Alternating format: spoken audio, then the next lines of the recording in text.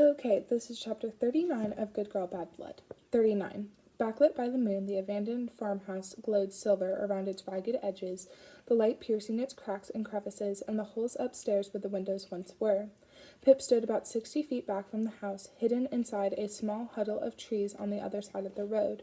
She watched the old building, trying not to flinch when the wind hissed through the leaves, her mind creating words out of the voiceless sounds. Her phone lit up, vibrating in her hand, Ravi's name on the screen. Yeah, she said quietly as she picked up. We're parked on the street, Ravi said in a hushed tone. Stanley just walked out the front door. He's getting in his car. Pip listened as Ravi moved his mouth away from the phone, whispering unheard things to Connor beside him. Okay, he just drove past us. He's on his way to you. Got it, she said, her fingers tensing around the phone. You two get inside as fast as you can. On our way. Ravi replied over the sound of a car door quietly closing. Pip listened to his and Connor's feet on the sidewalk, up the front path, her heart beating in time with their hurried steps. No, there's no spare key under the mat, Ravi said to both her and Connor. Let's go round the back before anyone sees us. Ravi's breath crackled down the line as she and Connor circled the small house, 2 miles away from her, but under the very same moon. A rattling sound. Back door's locked, Pip heard Connor say faintly. Yeah, but the lock's right there by the handle, said Ravi. If I can break the window, I can reach in and unlock it. Do it quietly, said Pip. Rustles and grunts down the phone as Ravi removed his jacket and wrapped it around his fist. She heard a thump and then another, followed by the pitter-patter of broken glass. Don't cut yourself, Connor said. Pip listened to Ravi's heavy breath as he strained. A click, a creaking sound. Okay, we're in, he whispered. She heard one of them crunching over the falling glass as they stepped inside, and that's when 2 yellow eyes blinked open into the night at her end, headlights growing as they sped along Old Farm Road toward her. He's here. Pip lowered her voice below the wind as a black car turned up Sycamore Road, wheels churning against the gravel until the car ground to a halt off the side of the road. Pip had left hers farther up Old Farm Road so Stanley wouldn't see it. Stay low, Ravi told her. The car door swung open and Stanley Forbes stepped out, his white shirt clawing the darkness away. His brown hair fell unkempt into his face, hiding it in shadows as she shut the door and turned toward the glowing farmhouse.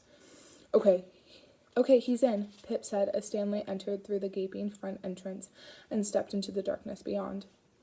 We're in the kitchen, Ravi said. It's dark. Pip held the phone closer to her mouth. Ravi, don't let Connor hear this, but if you find anything of Jamie's, his phone, his clothes, don't touch them yet. Those are evidence. If this doesn't go the way we want it to. Got it, he said, and then he sniffed loudly and gasped. Sniffed loudly or gasped, and Pip couldn't tell which. Ravi, she said. Ravi, what's wrong? Fuck, Connor hissed. Someone's here, Ravi said, his breath quickening. We can hear a voice. There's someone here. What? Pip said, fear rising up her throat, pulling it closed. And then through the phone and through Ravi's panicked breaths, Pip heard Connor shout, Jamie, it's Jamie. Connor, wait, don't run, Ravi shouted after him, the phone lowering away from his voice, just rustling and running. Ravi, Pip hissed, a muffled voice, a loud thump. Jamie, it's me. It's Connor, I'm here. The phone crackled and Ravi's breath returned. What's going on? Pip said. He's here, Pip, Ravi said, his voice shaking as Connor shouted in the background. Jamie's here. He's okay. He's alive.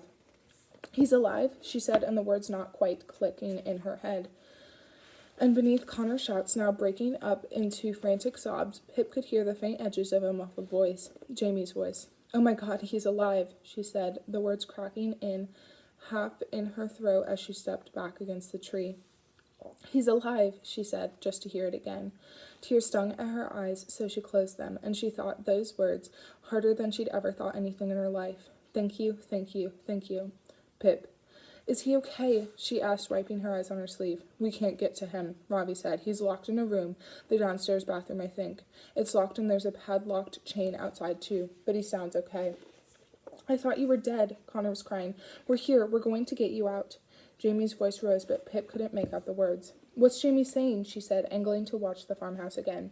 He's saying, Ravi paused, listening. He's saying that we need to leave. We need to leave because he's made a deal. What? I'm not going anywhere without you, Connor shouted. But something in the darkness pulled Pip's attention away from the phone. Stanley was re-emerging from the shadows, walking back down the hallway toward the outside. He's leaving, Pip hissed. Stanley's leaving. Fuck, Ravi said. Text him as Layla. Tell him to wait. But Stanley had already crossed the rotted threshold, turning back to his car. "It's too late," Pip said, blood rushing through her ears as she made the decision. "I'll distract him. You get Jamie out now. Get him somewhere safe." "No, Pip." But the phone was in her hand by her side now, her thumb on the red button as she ran out from behind the trees and across the road, scattering gravel around her feet, onto grass, and Stanley finally looked up, catching her movements in the moonlight. He stopped. Pip slowed, walking up to him just outside the gaping front door. Stanley's eyes were narrowed, trying to cut through the darkness. "Hello?" he said blindly. And when Pip was near enough for him to see, his face crumpled, lines crawling eye to eye. "No," he said, his voice breathy and raw. "No, no, no. Pip, it's you?" He stepped back. "You're Layla?"